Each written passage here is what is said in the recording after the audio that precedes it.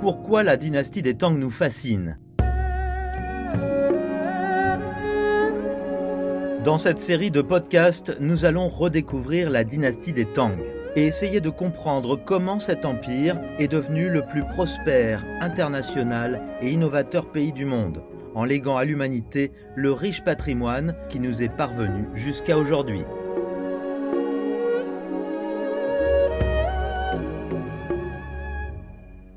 Épisode 20, la fin.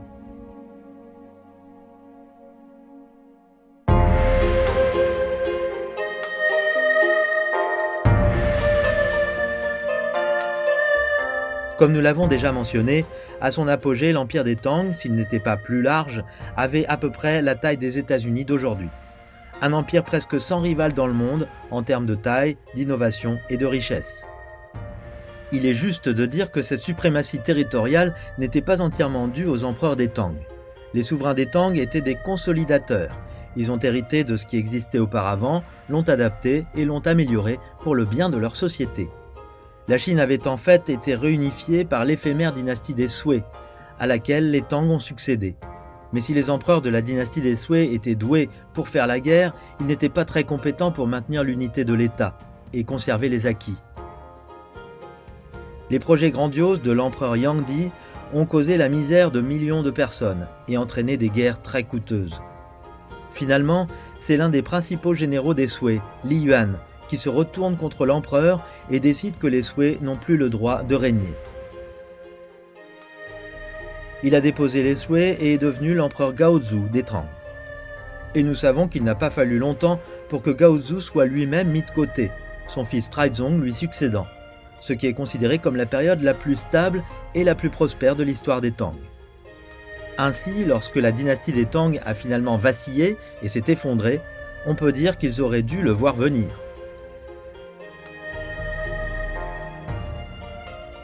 La dynastie des Tang n'a pas toujours eu à sa tête un membre de la famille des Li. Le fils de Taizong a été séduit par une concubine, la dame Wu. Cette dernière s'est rapidement accaparé le pouvoir derrière le trône, puis sur le trône elle-même, en devenant la seule et unique impératrice régnante de Chine.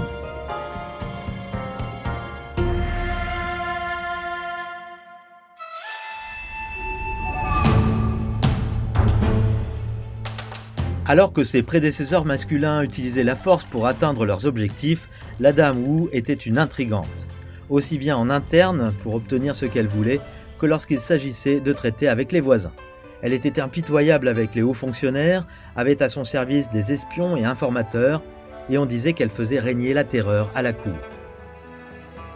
Mais elle a réalisé ce qui n'avait pas été réalisé auparavant. Sous son règne, les frontières de la Chine se sont étendues jusqu'à l'Asie centrale occidentale, et grâce à sa diplomatie, l'empire des Tang s'assurait la loyauté de la Corée. Le contrôle central était crucial. Les documents officiels relatent les distances exactes entre les différentes parties de l'Empire. Il ne s'agissait pas d'une simple curiosité, mais d'une question de logistique qui pourrait susciter l'envie d'entreprises comme Alibaba et Amazon aujourd'hui. Les registres officiels devaient être mis à jour tous les 3 ans par décret impérial. La cour devait savoir exactement quand elle recevait les délégations des régions les plus éloignées de l'Empire. Et ces délégations devaient donc savoir quand quitter leur domicile pour arriver à Chang'an à temps. Tout devait être chronométré au jour près.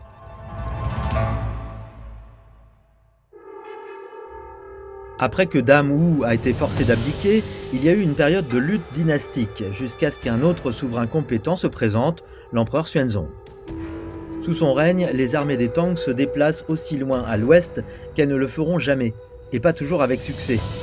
Lors d'une bataille contre une armée arabe au bord de la rivière Talas en 751 après Jésus-Christ, plusieurs soldats des Tang sont tombés aux mains de l'ennemi. Ils ont été contraints de transmettre une technologie cruciale, pas la façon de fabriquer des missiles ou de dresser des chevaux de guerre, mais ils ont expliqué à l'ennemi comment fabriquer du papier. Cette technologie, qui avait été mise au point en Chine au moins 600 ans plus tôt, se répandrait ainsi dans le monde arabe et atteindrait l'Europe, un progrès à ne pas sous-estimer. Le laxisme a envahi la machine administrative centrale et les gouverneurs provinciaux ont commencé à avoir plus de pouvoir. La défense de l'Empire était négligée.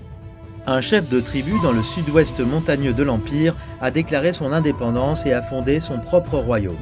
Finalement, An-Lushan, un puissant général militaire qui gardait les provinces frontalières, a marché sur la capitale, provoquant la fuite de la cour et l'abdication de l'empereur. Des troupes ont été rapidement rappelées des quatre coins de l'Empire pour réprimer la rébellion, mais cela prendrait plusieurs années et à grands frais. Des territoires ont été perdus, les rébellions se sont multipliées et le régime a été contraint de faire appel à ses anciens ennemis, comme les Turcs, pour asseoir son pouvoir. Mais le pouvoir vacillait et ne recouvrerait jamais la gloire d'antan. C'est le genre de scénario qui ne cesse de se répéter dans l'histoire. Les empires s'élèvent et ainsi ils doivent retomber.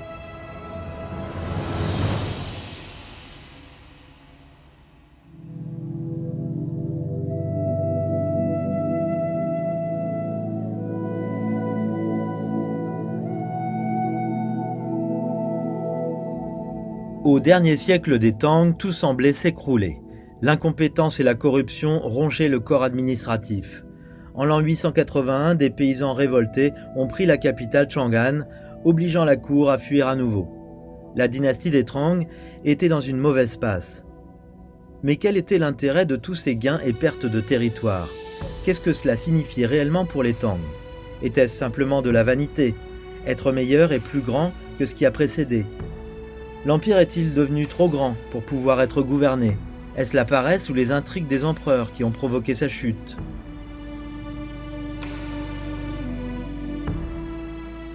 Tout se résume à la sécurité. Le maintien de la stabilité correspondait aux intérêts de la dynastie des Tang. Les incursions devaient être stoppées pour le bien des personnes qui tentaient de vivre une vie ordonnée et paisible dans les zones frontalières. Et si elles ne pouvaient être arrêtées, il fallait combattre les envahisseurs. Mais bien sûr, cela mettait l'Empire en conflit avec de nouveaux voisins encore plus éloignés, et ainsi de suite. La stabilité favorisait le commerce apportait la prospérité. Sans la prospérité, les Tang n'avaient rien.